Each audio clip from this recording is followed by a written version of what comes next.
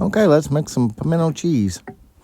First, take a block of cream cheese, soften it a little bit, and beat it up.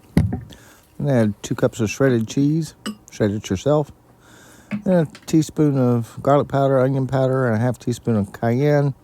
About a half of a sweet onion, and about 6 cloves of garlic.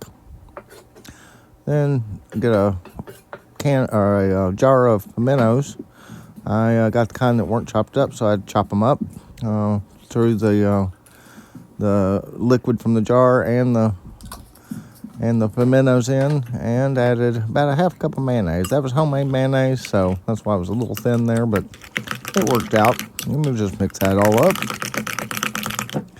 Ideally, you'd let this sit after you get it mixed up, but I had to have a sandwich like right then, so after I get it mixed up, I just make me a sandwich with 2 slices of Wonder Bread and some pimento cheese, and then clean knife, which I had to wash, and just slice it in half if you want to, and then eat it.